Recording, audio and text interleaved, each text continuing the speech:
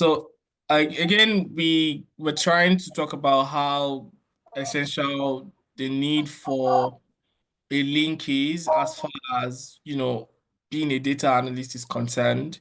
Because for a lot of other roles, maybe roles where you have to do sales or you have to talk to people or it's not very technical, right? You don't necessarily have to have a link, but as a data analyst, you need to have something that can show your potential employer that you actually know what you're doing and you've used some of these tools before, right? It never gets you never really get to a point where you don't need to have a portfolio anymore.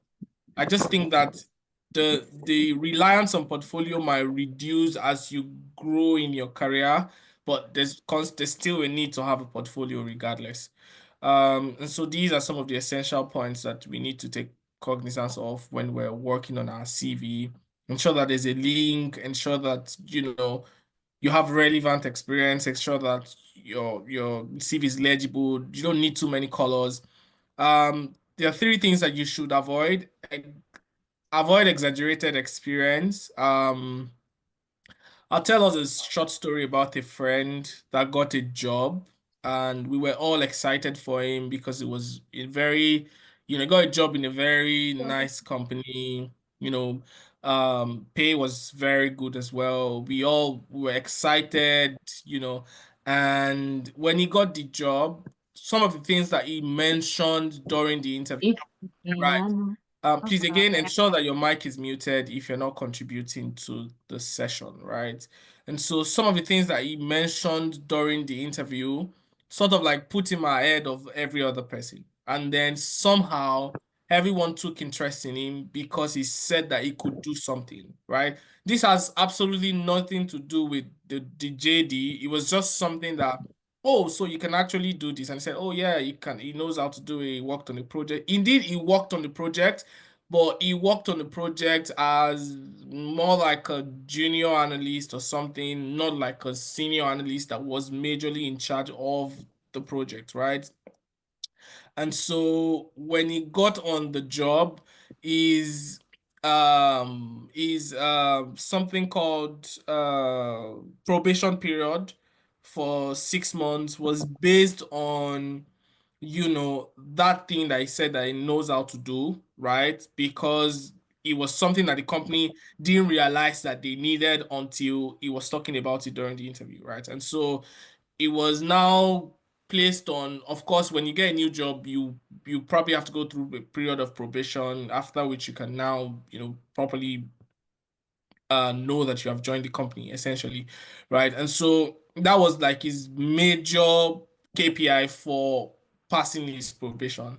And even if he eventually passed his promotion probation, he was put under a lot of pressure because of what he said he could do during the interview. So, as much as possible, avoid exaggerated experience. I know that we want to talk about how we've worked on some things that we have not necessarily worked on, but ensure that at the very least it's something that you have an idea of, or it's something that that's still within reach, not completely out of reach, I would say. And don't be over, um, uh, please, I want to be careful to say this, but don't be over ambitious. It's good to be ambitious, but sometimes when it comes to, and I don't want to dampen anyone's spirits, I'm just saying this purely out of being as honest as you possibly can. Recruiters love you to brag and love you to say things, but at the same time, you don't want to set unrealistic expectations for yourself when you get into the team. Because most oftentimes you probably have your manager as one of the people that would be interviewing you and they know the things that you've said that you know how to do. Please, you want to avoid that. Also, avoid informal information. Nobody wants to know how old you are. Nobody wants to know your state of origin. Nobody wants to know if you're a Muslim or you're a Christian or you worship, Ogun, whatever you do. It's none of anyone's business, really. So ensure that you avoid having that on your CV. Again, if it's a location that you're not living in, right, it's better to take out your location from that particular CV, right? What you need to do is just do your CV in such a way that it gives you a foot in the door, right? Gets you into the space where you can actually then defend yourself, right? Avoid too many colors. I've seen people have too, like, just way too many colors on their CV. You want to avoid that. You're not a graphic designer. You're a data analyst, and you want to, if anything, ensure that you're quoting numbers like, oh, you did this, you worked on this project, rated 7 dashboard, it helped to improve this, you supported managers across 3 different countries. Ensure that it's something that you actually have an idea of. And please be ambitious. I don't want anyone to quote me that I said you shouldn't be ambitious. Please be as ambitious as you can be, but just ensure that, whatever you're saying is actually something that you have an idea of, or you can at least, it's within reach, right? Because you don't want to put yourself under undue pressure, right? And then we'll go on to the last slide. Um, Interviewing as a data analyst, honestly, um, one of the things that I like to say about interviews is that as long as you get an interview, they feel like you can do the job, right? So when you apply for a job and you actually get called for an interview, the people interviewing you, they have a feeling that this person can do the job, right? And so the only thing that you're doing is going to the interview to then convince them that, yes, indeed, you guys have seen my CV and you know that I can do the job, but indeed I can, you know, right?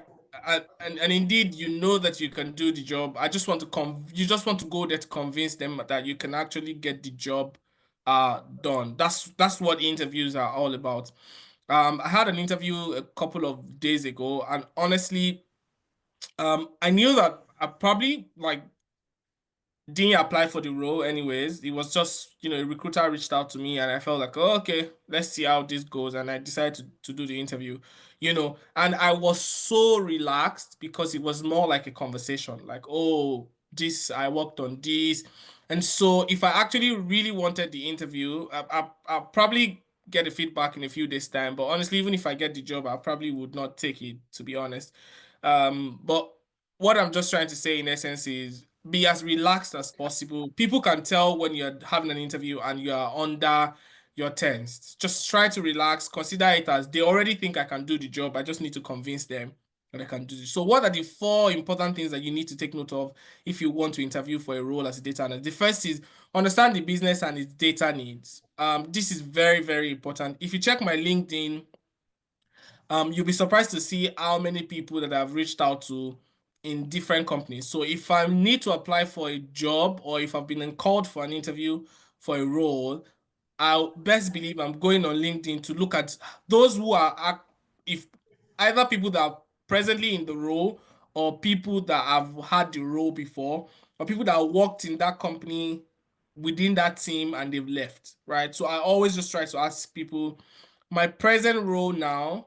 I reached out to the person on LinkedIn and it's like the person is like a friend to my manager, right? And so a lot of the things that they will probably ask me, he already sort of like mentioned it, not directly, but he told me, oh, this is how I didn't know him from anywhere. I just reached out to him, like, oh, I'm going to be interviewing for this role, and I wanted to just, have a chat with you about some of the things and just like a coffee chat or something. And it was like, oh yeah, sure, no worries. We had a call and honestly, I feel like I owe the person a lot just because I reached out to them. The next is be ready for technical questions and case studies. If you're interviewing for any data role or any technical role, just always prepare for technical questions, right? You will have questions like, can you tell us a time where you worked on, say, for example, it's like a business intelligence role, where you worked on deploying a dashboard into a particular workspace and you had this error. What was the first thing that you did and how did you overcome it? Or just questions like that. They just really want to check, whether you understand the technical bits of your job. Some other jobs you'd actually have like a technical session. Again, my current role, I also had to more like answer some technical questions. They had like they shared their screen, which is very common for almost all technical roles. You would always have like maybe they share like a code, they tell you to debug or ask you some questions, tell you to put the code, or the code has already been written with a particular error and tell you to look at the code and tell them where the error is coming from. But as a data analyst, a lot of times for a lot of my friends who have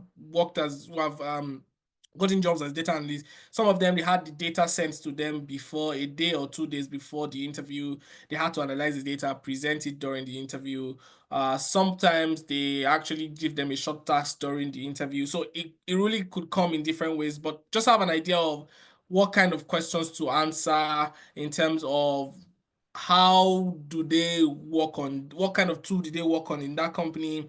A lot of times you see this within the JD for the role, but I can promise you that 50% of the things you see on the JD you probably never do when you start doing the job. So that's also why reaching out to somebody within the company really helps a lot because they tell you what you need to know. Show business and storytelling skills. Look, guys, one thing that helps people, I'm a person of faith, and I like to believe that when I get something, I get it because God has given me that thing, right? Um, that's first thing. But I just, as much as possible, try to do my due diligence in terms of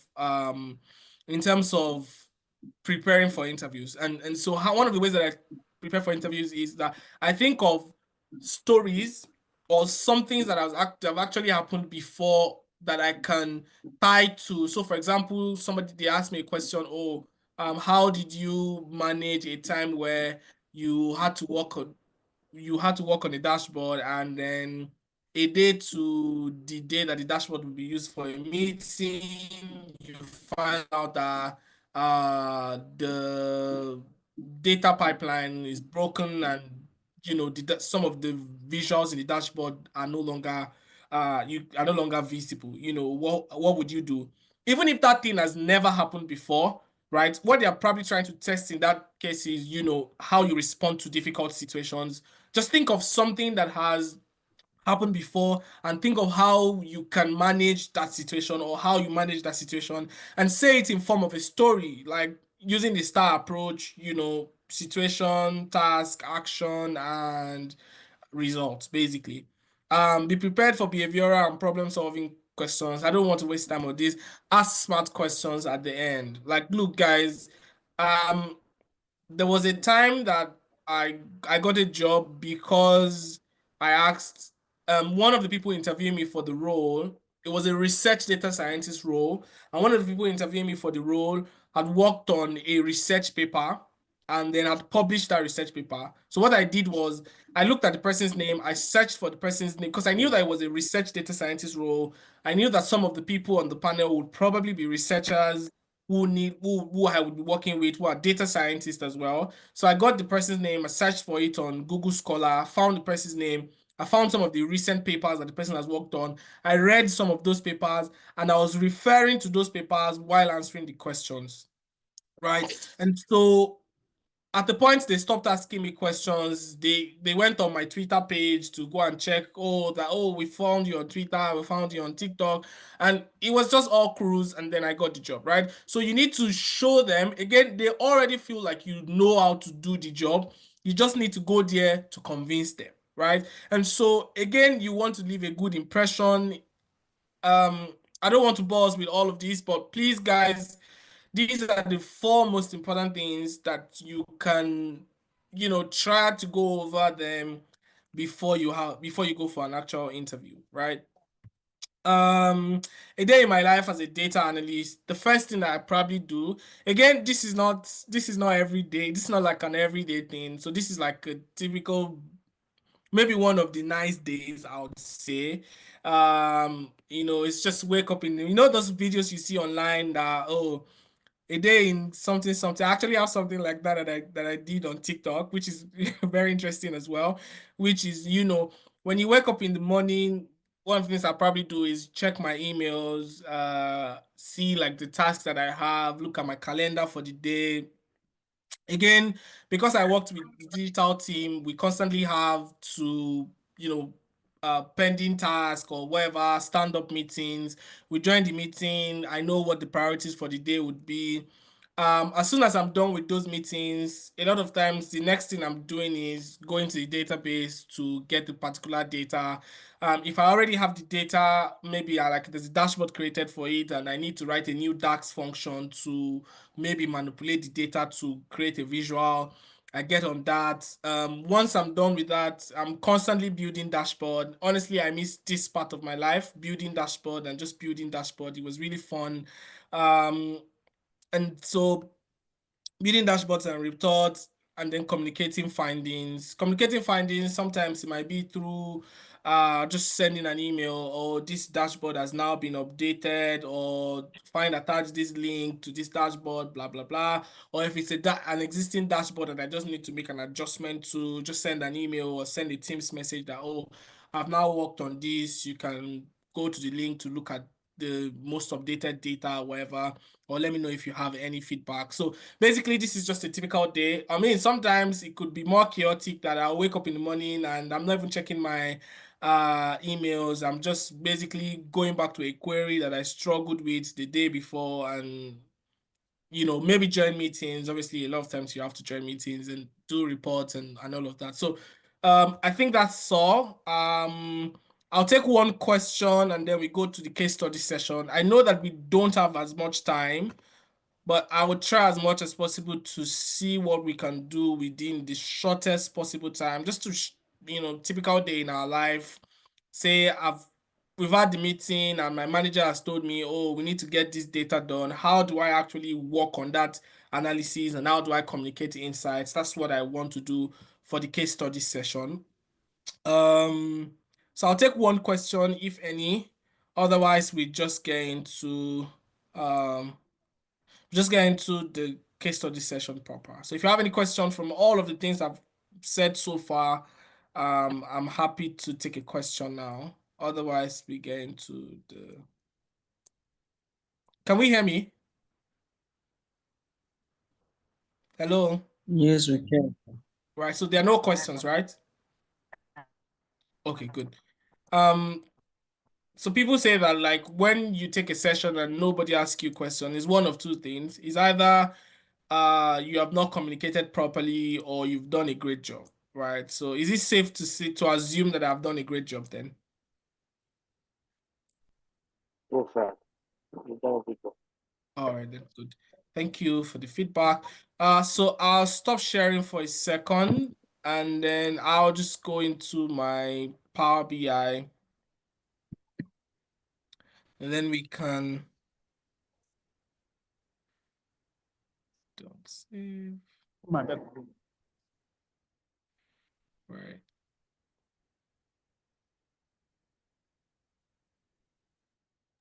Please, there's a question on the message. Right, so what's the difference between a dashboard and a spreadsheet? Spreadsheet is more like Excel. Dashboard is more like Power BI report. You can also have like a dashboard in Power BI in Excel as well. But just to explain in a way that you understand, spreadsheet is more like looks like Excel, and dashboard is what we're about to do now, if that's okay. Right, so let's go to Power BI. I'm going to share my screen now, and then we can, I don't know how much time we have left, but even if it's 10 minutes we have left, I think we should be able to do something, right? So say we have a session, I wake up in the morning, I check my email, I look at, and then during the mail, maybe for example, hypothetically speaking, my manager says, "Oh, we noticed that only a group of customers have been buying products from us over the past 6 months.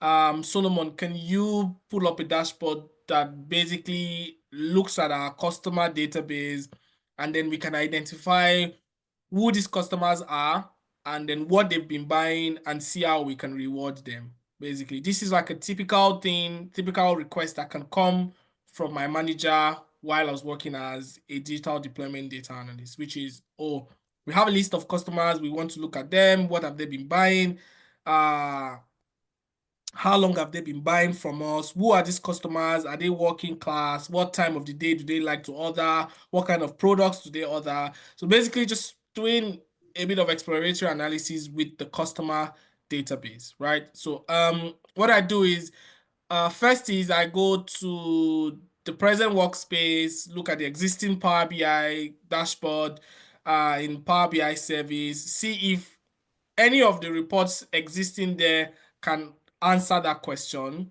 A lot of times he's probably asking me because the report there right now cannot answer the question. So I'll go to the SQL database. I'm not going to go into that.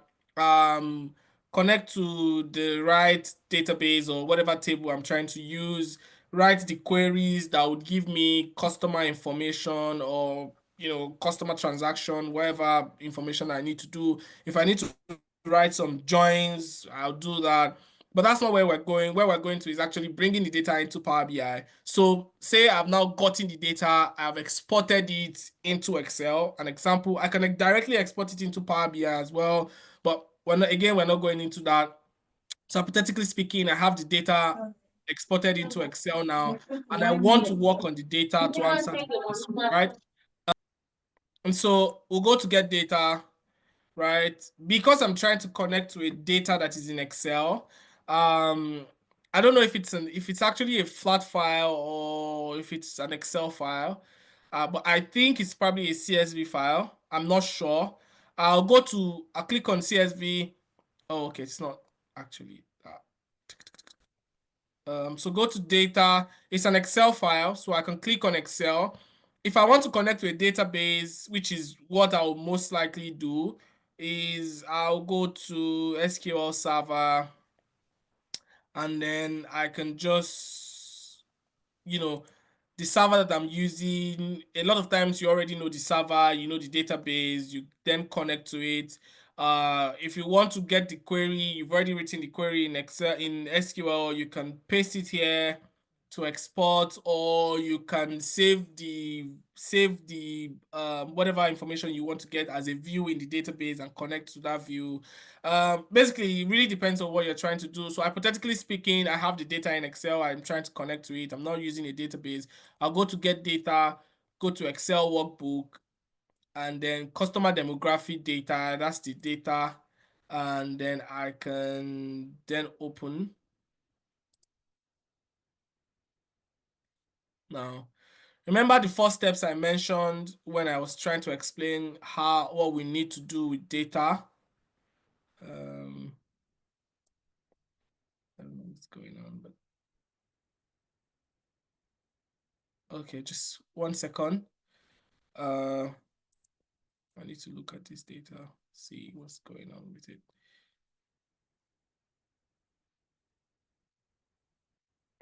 Just a second, guys.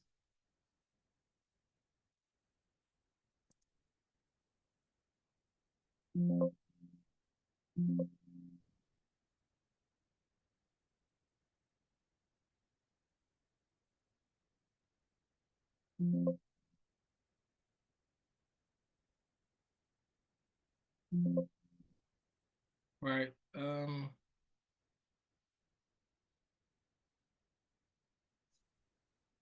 Okay. So let's go back. Go to get data. Go to Excel workbook. Customer demography.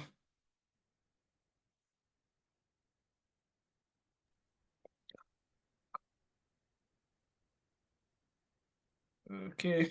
This is the data. Then I'll close it.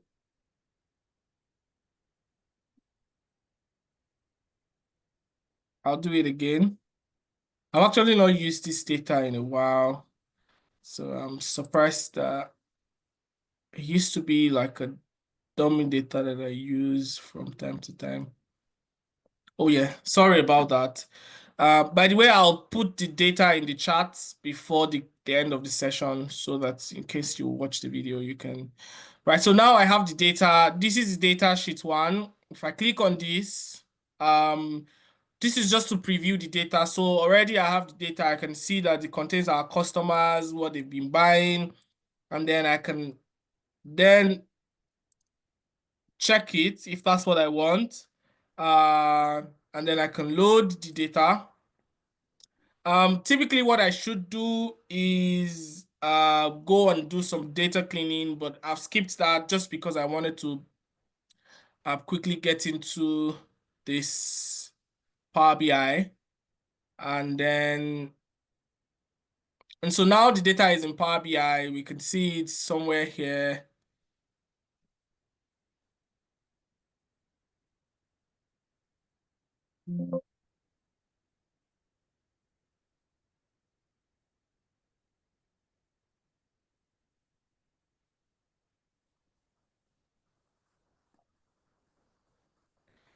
It's creating the model. Just 1 second.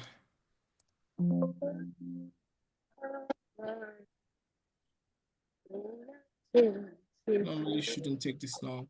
But anyways, I mean, this is just like a simulation. I've now gotten the data. I can do the analysis that I want to do. I know that we don't have as much time, so I'm just going to end the session or stop sharing now. Typically, I would have loved to just see what the data looks like, and even if it's just one simple visual.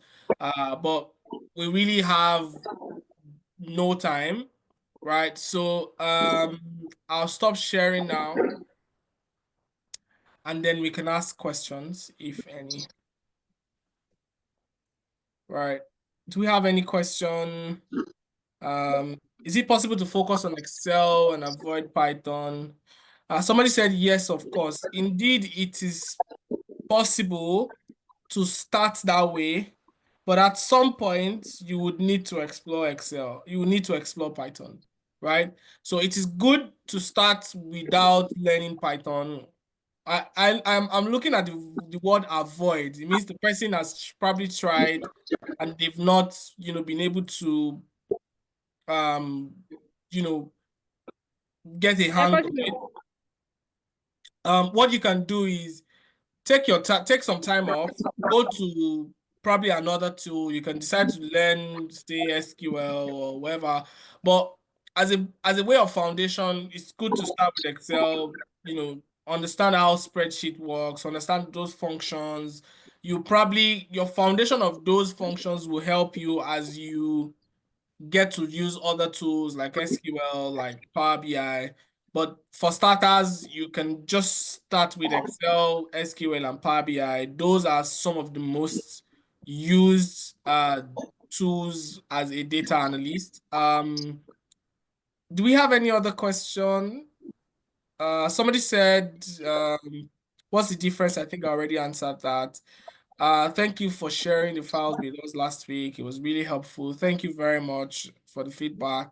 I hope that you really use it and you see it through. If we don't have any question, I think we'll just call it a day at this point. Thank you very, very much, everyone, for joining. I like feedback a lot, and so if you think that this was a worthwhile session, can you put a thumbs up in the chat? If you think that, oh, this session was good, you learned something, just put a thumbs up in the chat. All right, nice. 1, 2, 3. All right, good. I've seen good enough number. Oh, more people are putting thumbs up. Thank you so much for the feedback. I hope we enjoy the rest of the day. And I want to tell you that you can do it. If I can do it, you can do it. Don't think that you're not smart enough. You can definitely do it, and you can do it, and you can do it. All right. If you have to look in the mirror every morning and say to myself, I can do it, then you can definitely do it. And I wish you all the very best. Cheers, everyone. And between R and Python, which is preferable, anyone is preferable, but I would advise that you start with Python if you need to. If you struggle with Python, then you can try R, but both of them are just as good. So again, thank you so much, Who does everyone, this phone now? and enjoy the rest of your weekend. Cheers, Eh? guys.